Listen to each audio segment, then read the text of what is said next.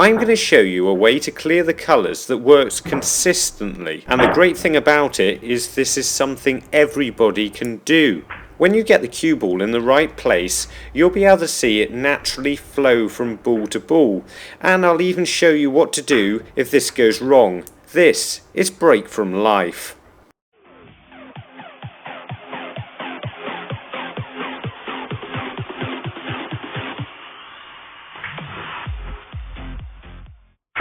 Welcome back, and if this is the first time you've watched one of our videos, then it's fantastic to have you here. Let's start off by looking at the simple way to clear the colours, the ideal way if we can get the white into these positions. So to start off with, on the yellow, we want to be straight or towards this angle to play off the side cushion. So if we're fairly straight, we can just screw back, and all we're trying to do on this shot is leave ourselves a straight green. Now, ideally we want a straight green, but we'd rather have this angle than go further and go the other way and leave ourselves a slightly harder shot. So then when we're playing this green, what we want to do is just screw the white back a little tiny bit for the brown. We don't want to stun it and leave it there, but we don't want to really leave ourselves a straight brown, so we just want a very slight screw back to leave it somewhere here.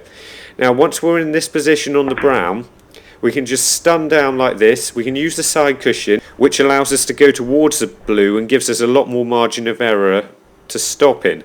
Then once we play the run through shot on the blue, we're looking to have an angle to stun down for the black, because if we try to play straight and we go further than this on the shot, then we're going to be struggling to get on the black. Even if we come up top side, it's okay because we can easily get on the black from here. And if you're left-handed, play for the other side of the table because you can reach a bit more easily.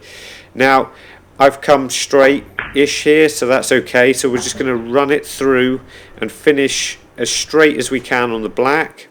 And ideally all you want to be doing on this black is finishing as straight as possible. Sometimes if you don't quite end up perfectly in these positions, you can get back to that by playing shots with a traitor side.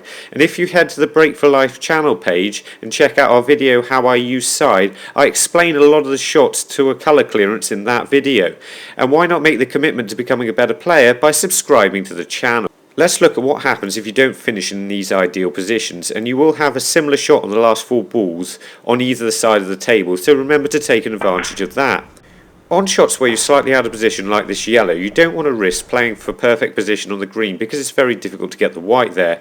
Instead, you'd want to look at getting the white back into one of these positions in 2 or 3 shots time. That's why I played the simpler shot of playing the yellow across for the green into the middle pocket, and on this green I wouldn't even play for the brown in this tight area. I'd play across for the other side. When you finish in positions like this, just work out the simplest way to get the white back into perfect position, maybe in 1 or 2 shots time. Like this shot on the green, I've left myself on the brown. Ideally I've got the perfect angle, but I'm very close to the cushion, so I'm just going to play it across the table and I'm on the blue. I might not be on the right side, but I've got the same shot from the other side. Now if I finish here, I've got a very difficult shot to play around the angles, but this is the only way to get anywhere near the blue for the middle pockets. If you want to know how to play shots like that with side, or this one where I use right hand side to get back up for the pink, then check out our video Snooker How I Use Side. It's in the card right now. Now I've got a similar shot to the shot I've just played from the opposite side of the table. Now I want to be on the right side of the table for a right-handed player, so I'm going to spin it round 2 cushions with side to finish on the pink like this. I always think it's massively important, if you can, to get the white to go towards the ball you're playing position on the angle you want to play the next shot at. This will give you an awful lot more room to stop the cue ball in and make sure you're in the correct position.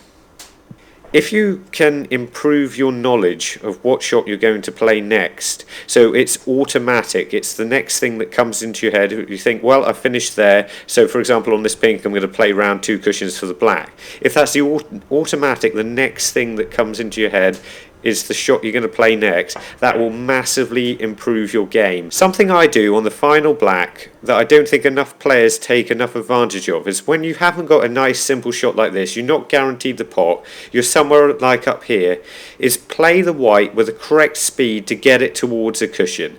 And this is the simplest one to get to, it's the furthest from the black. Now sometimes it won't be this easy, but just as long as it doesn't affect your pot, just getting the white towards a cushion is a great way to end a frame. And if you're looking for a great way to start a frame, then why not try our video, Snooker How to Break? Or if you're confused by playing shots with side spin, check out our video, Snooker Side Shots. And remember, don't just watch, play, and make the commitment to becoming a better player by subscribing to the channel. See you later.